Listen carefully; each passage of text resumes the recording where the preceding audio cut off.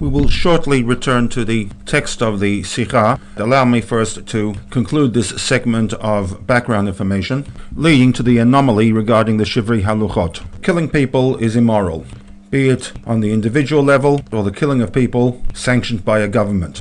Equally immoral is to hide behind one's own personal agendas and self-interest when the rights of peoples are trampled upon on an assumption that might makes right. Governments must walk a fine line between these two extremes, and depending on the self-interests of the various parties, along with the circumstances, whatever decision that will be taken will find critics coming from both camps.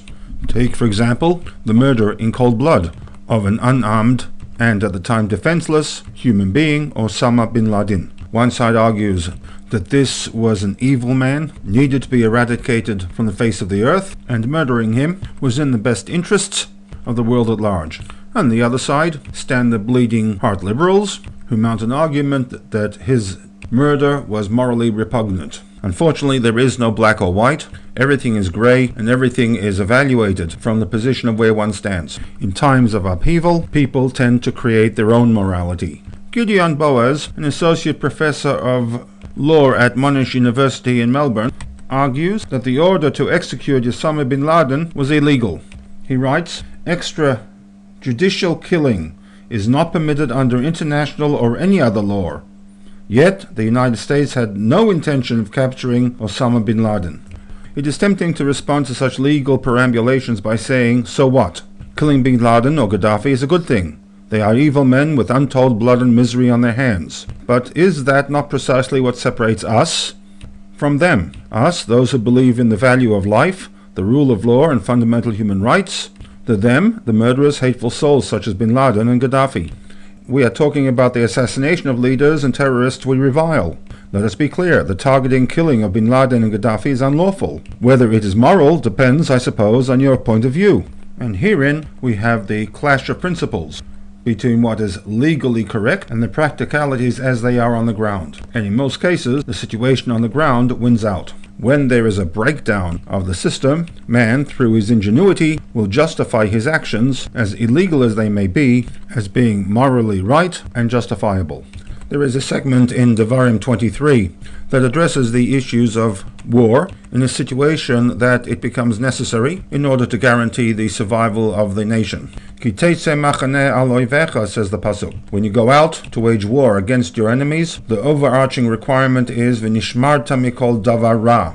You are obligated on the individual level, on the group level, to guard yourself against doing anything that would be categorized as a davar ra. Nobody really wants war. At best, it is a necessary evil. In war, people do horrible things. Nevertheless, that does not provide an individual with an excuse to do that which is morally repugnant for one's own self-gratification. There is a moral code which does not allow for example, rape, pillaging, and the unrestricted taking of human life.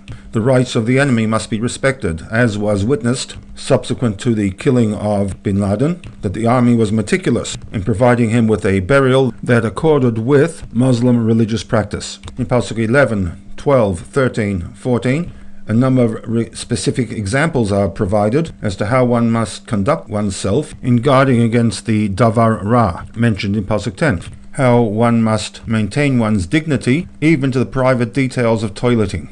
The segment concludes in Pasuk 15 with an interesting observation, one that underpins the entire Torah view of the Jewish war, and that is Ki Hashem Elokecha mithalech bekerev machanecha. God walks within your camp. If the battle is a just battle, and this of course is a grey area, there needs to be the recognition that the nation has God within their midst, which demands that V'haya machanecha kadosh, that though war is bloody, any and all killing, however justified, brutalizes the killer, and therefore must only be undertaken with the knowledge that the moral integrity of the individual and of the camp must be maintained. The flip side to this realization is V'lo yira'eh b'cha ervat davar, immorality, physical and spiritual, shall not be present, because if it is, v'shav mi'acharecha, God will turn away from you.